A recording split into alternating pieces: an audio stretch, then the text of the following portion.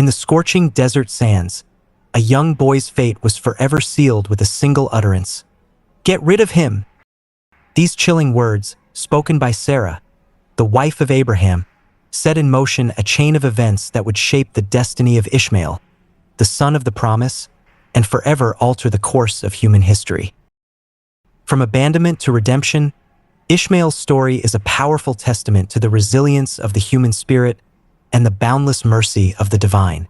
Ishmael, Abraham's first son, was born of Hagar, Sarah's Egyptian maidservant, at the prompting of Sarah herself.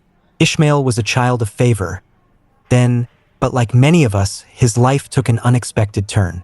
God had promised to make a great nation of Abraham, declaring that his own son would be his heir. "This man will not be your heir, but a son who is your own flesh and blood will be your heir." When Sarah, the wife of Abraham, found herself barren, she encouraged her husband to sleep with her maidservant, Hagar, to produce an heir.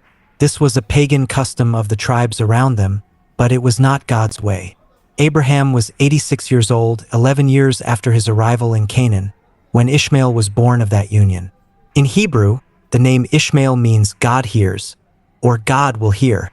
Abraham gave him the name because he and Sarah received the child as the son of God's promise, and also because God heard Hagar's prayers.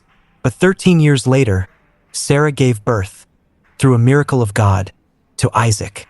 Suddenly, through no fault of his own, Ishmael was no longer the heir. During the time Sarah had been barren, Hagar flaunted her child, behaving rudely toward her mistress. When Isaac was weaned, Ishmael, who was about 16 years old, mocked his half-brother.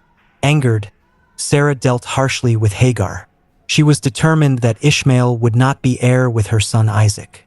Sarah told Abraham to cast Hagar and the boy out, which he did. God, however, did not abandon Hagar and her child. The two were stranded in the desert of Beersheba, dying from thirst. But an angel of the Lord came to Hagar, showed her a well, and they were saved. Hagar later found an Egyptian wife for Ishmael, and he fathered 12 sons, just as Isaac's son Jacob would. 2 generations later, God used the descendants of Ishmael to save the Jewish nation. Isaac's grandsons sold their brother Joseph into slavery to Ishmaelite traders. They took Joseph to Egypt, where they sold him again. Joseph eventually rose to become second in command of the entire country and saved his father and brothers during a great famine. Ishmael grew to become a skilled hunter and expert archer.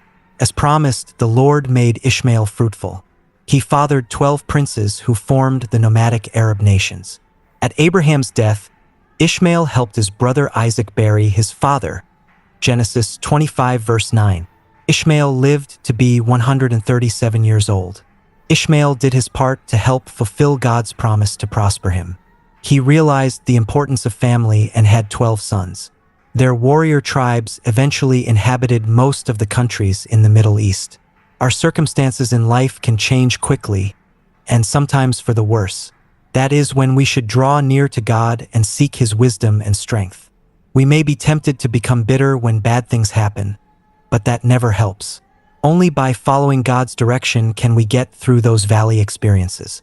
The short story of Ishmael teaches another valuable lesson.